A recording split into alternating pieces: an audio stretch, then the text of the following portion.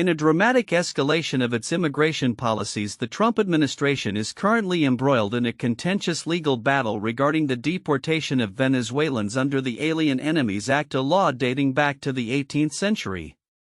President Trump characterized the situation as indicative of a time of war, underscoring the administration's aggressive stance on immigration and national security. On March 17, 2025, the administration faced intense scrutiny after it proceeded with deportations of alleged members of the Venezuelan gang Tren de Aragua despite a federal judge's temporary restraining order aimed at halting such actions. Judge James Boasberg had ruled that the deportations must cease until further examination of the government's invocation of the Alien Enemies Act could be conducted. However, the White House asserted that the flights had already crossed into international airspace by the time the order was issued, a claim that has raised eyebrows among legal experts. In an appearance on Fox News, White House border czar Tom Homan defended the administration's actions, stating, "I don't care what the judges think," emphasizing that their priority is to ensure the safety of the country. Homan's remarks reflect a broader trend in the administration's approach, which has increasingly flouted judicial directives in favor of enforcing its immigration agenda.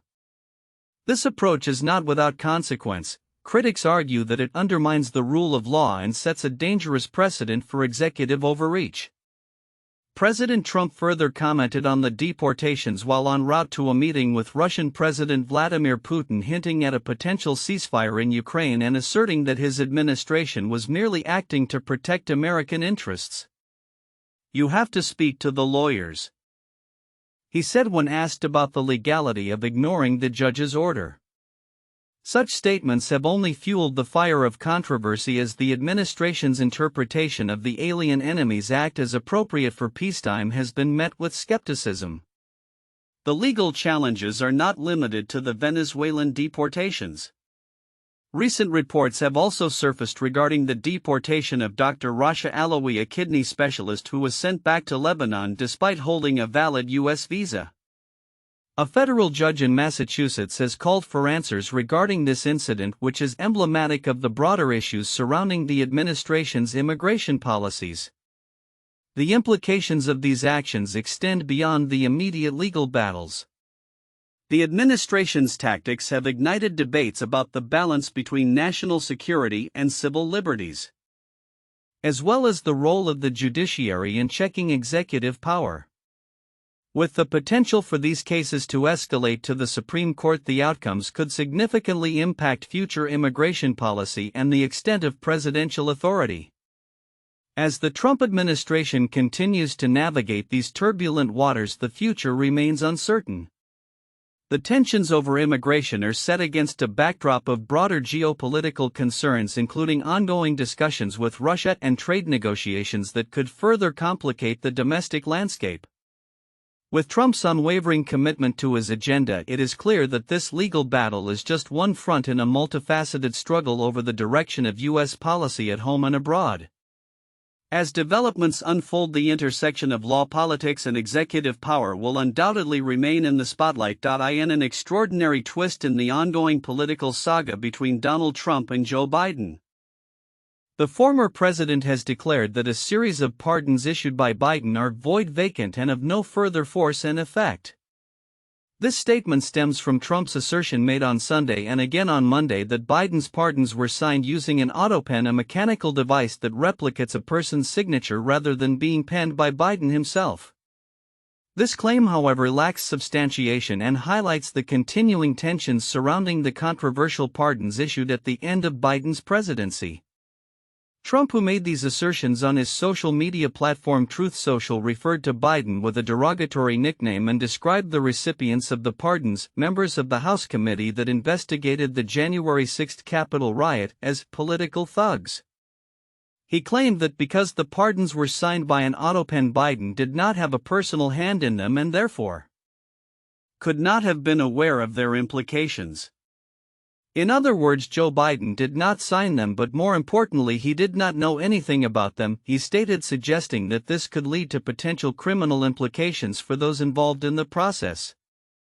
The context of these remarks is significant. On January 20, 2025 Biden issued a series of preemptive pardons to several individuals, including members of the January 6 committee, former National Institute of Allergy and Infectious Diseases Director Dr. Anthony Fauci, and former chairman of the Joint Chiefs of Staff General Mark Milley. These pardons were seen as a protective measure against potential political retribution from Trump, who had openly criticized these individuals during his presidency. Trump's reaction to the pardons, which he deemed disgraceful, underscores his ongoing grievances with those he perceives as his adversaries. Despite Trump's claims, legal precedents suggest that the use of an autopen does not invalidate a president's pardons. Historical rulings, including a 1929 decision by the U.S. Justice Department, have established that it is within the president's discretion to determine the method of signing pardons. Furthermore, a federal appeals court ruled last year that presidential pardons do not necessarily need to be documented in writing. Trump's assertions appear to be more a reflection of his frustrations rather than a grounded legal argument. The situation has drawn attention from right-wing commentators and organizations, including the Heritage Foundation, which raised questions about the legitimacy of Biden's signatures. However, legal experts caution that mere claims surrounding the signing method are unlikely to hold water in court given the established scope of presidential powers. Late-night speculation on social media is not a legal basis for overturning a presidential pardon, remarked a constitutional scholar, emphasizing that the Supreme Court has previously upheld the broad power of the president in matters of clemency. As the political landscape continues to shift, Trump's rhetoric highlights the fear among many of his allies regarding potential investigations and prosecutions stemming from the January 6 events. The committee members have asserted that they do not seek pardons, insisting they acted within legal boundaries during their investigation. Nevertheless, the specter of retaliation from Trump hangs over those who opposed him, fueling concerns about political retribution in an already polarized environment. Looking ahead, the implications of Trump's statements could reverberate through ongoing discussions about presidential powers and the limits of executive authority. As legal challenges mount and political tensions escalate, it remains to be seen how these claims will unfold in courts and affect the broader political arena. With both sides entrenched in their positions, the stage is set for another chapter in the contentious relationship between Trump and Biden, with potential ramifications for the 2024 presidential race and beyond. In a striking display of executive power, the Trump administration has moved forward with the deportation of hundreds of immigrants to El Salvador, even as a federal judge had issued a temporary order to halt such actions. This controversial decision underscores the ongoing tensions between the judiciary and the executive branch regarding immigration policies and enforcement. The federal judge James E. Boasberg issued the order on Saturday, aimed at stopping the deportation of Venezuelan nationals purportedly members of the Tren de Aragua gang. However, by the time Boasberg's ruling was made public, 2 planes had already taken off, one bound for El Salvador and another for Honduras. Reports indicate that the administration did not comply with Boasberg's verbal directive to turn the flights around, leading to accusations of judicial disregard. White House Press Secretary Karoline Leavitt defended the administration's actions, stating that the deportations were executed based on a proclamation issued by President Trump under the Alien Enemies Act of 1798. This law, rarely invoked in modern times, grants extraordinary powers to the president during times of war. The administration did not refuse to comply with the court order, Leavitt asserted, emphasizing that the order lacked a lawful basis and was issued after the aliens had already been removed from U.S. territory. This latest action has drawn sharp criticism from immigration advocates and legal experts alike. Steve Vladeck, a law professor at Georgetown University, remarked that the situation incentivizes courts to issue more specific orders to prevent future executive overreach.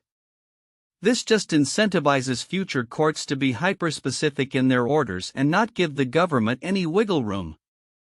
He stated, "The deported individuals are reportedly being held in a prison facility in El Salvador known for its harsh conditions, a move that Salvadoran President Nayib Bukele has publicly celebrated. Bukele's administration has agreed to house approximately 300 immigrants for a year, with plans indicating a cost of $6 million for their incarceration. The treatment and legal status of these deportees have sparked outrage, especially among those concerned about potential human rights violations. In a related case, a federal judge in Massachusetts is set to hear arguments regarding the deportation of Dr. Rasha Alawieh, a physician who was reportedly sent back to Lebanon despite possessing a valid U.S. visa and a court order requiring prior notice for deportations. This has raised further questions about the administration's adherence to judicial directives and the potential consequences for those affected. The implications of these deportations extend beyond individual cases, highlighting the broader challenges and controversies surrounding immigration policy in the Trump era. With increasing scrutiny over the administration's approach to enforcing immigration laws, legal battles are expected to escalate, potentially reaching the Supreme Court. As the political landscape evolves, the administration's hardline stance may face significant hurdles, particularly as critics argue it undermines due process and the rule of law. Looking ahead, the fallout from these deportations could reshape public sentiment around immigration policy and influence upcoming electoral battles. As legal challenges mount and public advocacy grows, the Trump administration's approach to immigration will likely remain a focal point of contention in the national discourse.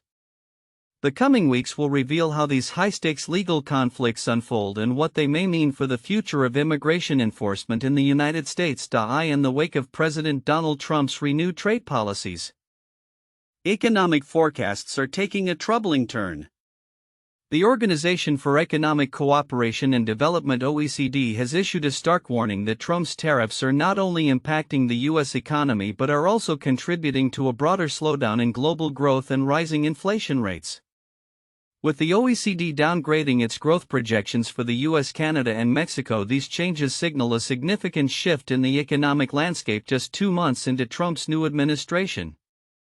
The OECD's latest report reflects a growing concern that Trump's aggressive trade stance is splintering the global economy and unraveling the progress made in recent years to stimulate growth and combat inflation.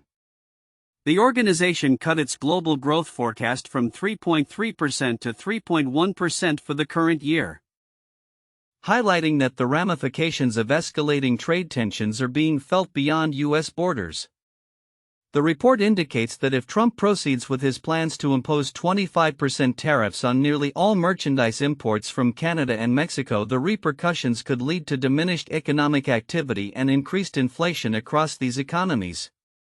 According to OECD estimates, Mexico could be particularly hard hit, with output expected to contract by 1.3% in 2025 and 0.6% in 2026.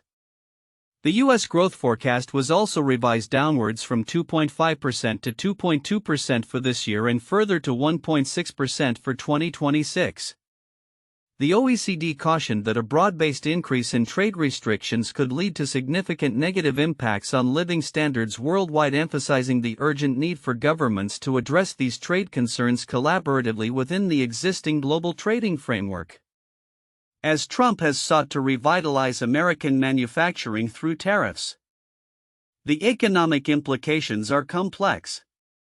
While the administration has touted these tariffs as a means to bring back manufacturing jobs lost under previous trade agreements like NAFTA, economists warn that the reality may be quite different.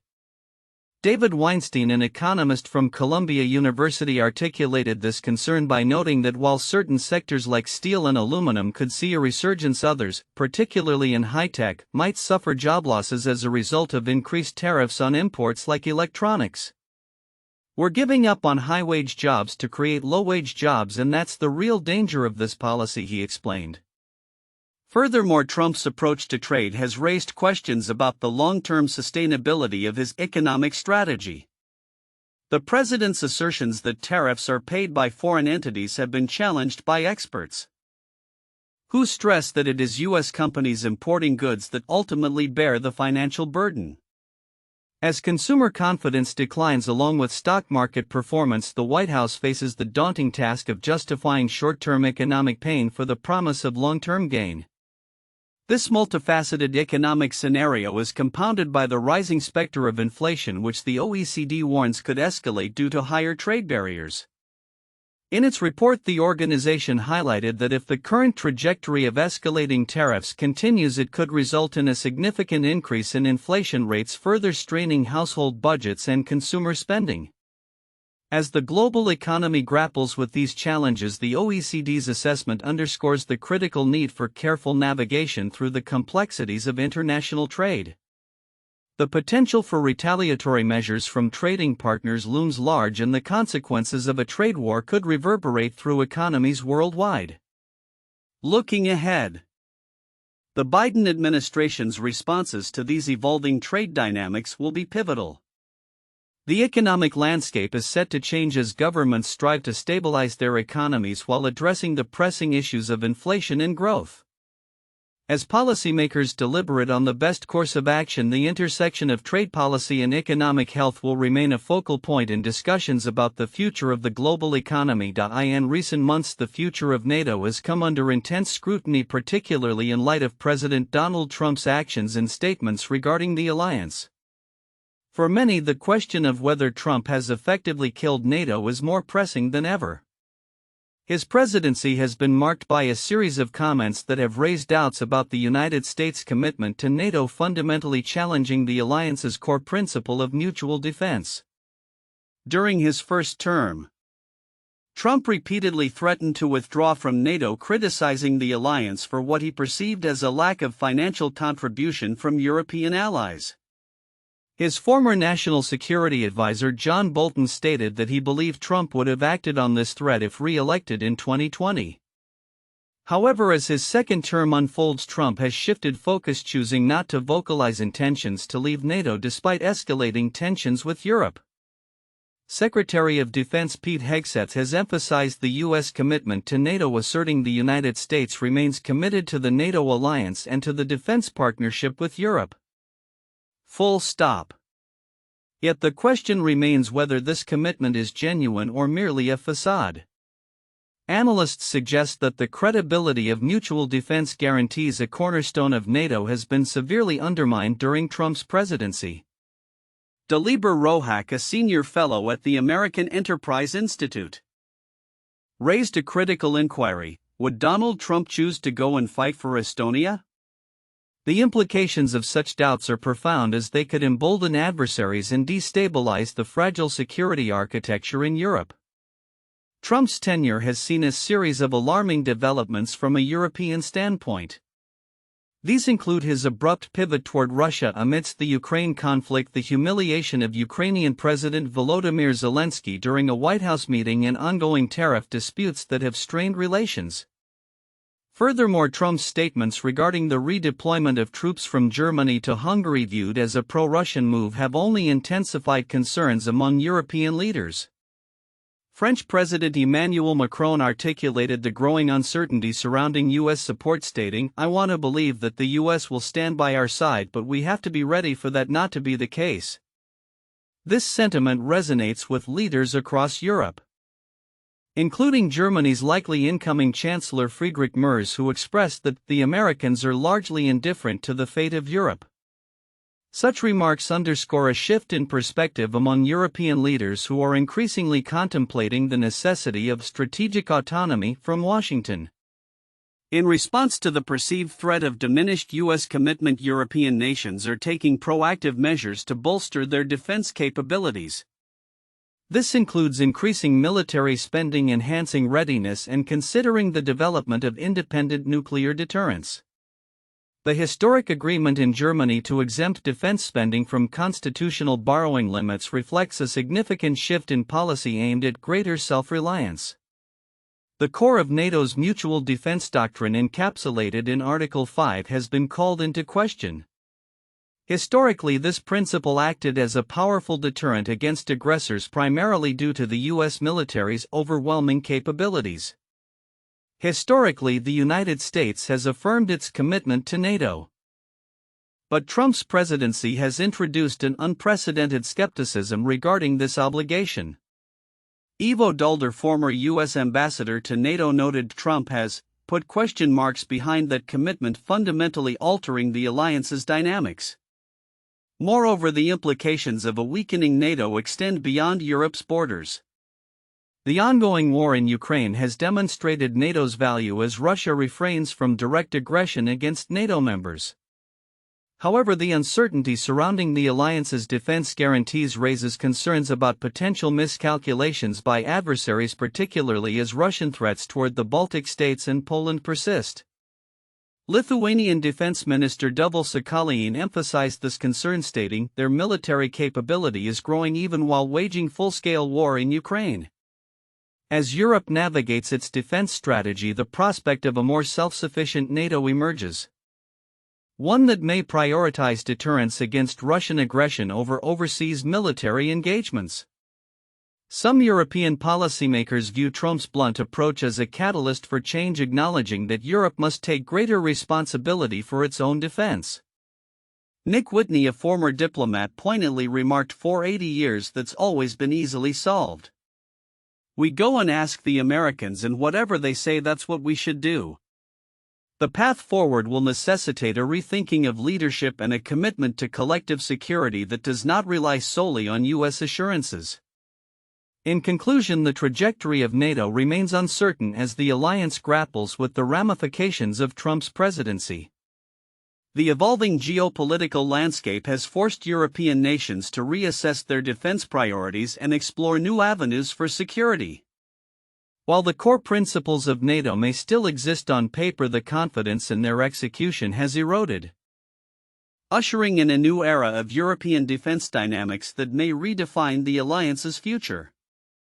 As global tensions continue to rise, the question of NATO's relevance and the U.S.'s role within it will undoubtedly remain at the forefront of international discourse. As the geopolitical landscape continues to shift dramatically, the implications of Donald Trump's return to the White House are reverberating across the globe, particularly in Japan.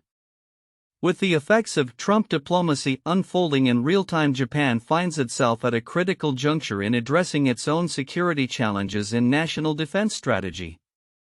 The backdrop of this dilemma is the ongoing conflict in Ukraine, which has now dragged into its fourth year. The Trump administration's recent diplomatic maneuvers, including high-stakes negotiations aimed at ending the war, have sent shockwaves through Europe and beyond. On February 28, a contentious meeting between Trump and Ukrainian President Volodymyr Zelensky at the White House culminated in a heated exchange that resulted in the postponement of a significant agreement regarding mineral resource rights.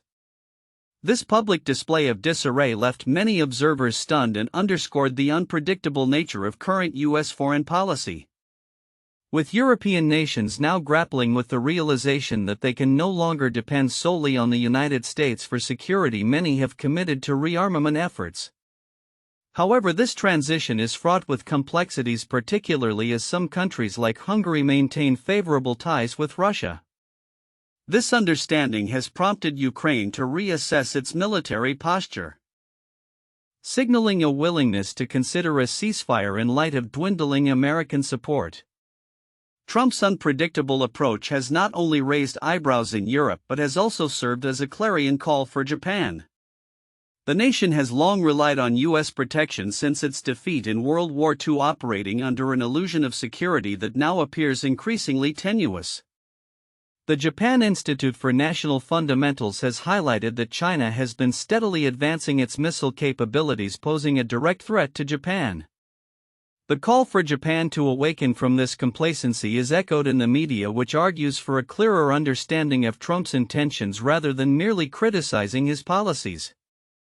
In this context, Japan's media has a crucial role to play. Instead of focusing on disparaging Trump, there is a need for a more nuanced understanding of the geopolitical landscape. This involves recognizing the importance of Japan's independent defense capabilities, particularly as the world shifts towards a more aggressive posture among great powers. The notion that Japan must take steps toward greater self-reliance in defense becomes ever more urgent as it navigates a landscape marked by rising tensions with China and the unpredictability of American foreign policy. The implications of Trump's foreign policy reach beyond Europe and Ukraine, as evidenced by recent developments in U.S. trade relations. Amid surging egg prices in the U.S. largely due to avian flu, Trump sought assistance from European nations like Finland to alleviate the crisis. However, Finland's refusal to export eggs due to lack of market access negotiations highlights the complexities involved in U.S. diplomacy and the potential backlash from allies feeling pressured to comply with American demands. This intersection of economic diplomacy and security concerns illustrates the broader ramifications of Trump's approach to international relations. As nations grapple with the evolving dynamics of power, Japan's response will be pivotal. The country must prioritize its national interests while balancing its historical reliance on the U.S. for security. As the Trump theater continues to unfold, the world watches closely. The outcomes of these diplomatic dramas will shape not only the future of U.S.-Japan relations but also the broader geopolitical order. Japan stands at a crossroads, and its path forward will require a careful reassessment of its defense policies and international partnerships. As the landscape evolves, the need for Japan to assert itself as a proactive participant in global security discussions has never been more critical.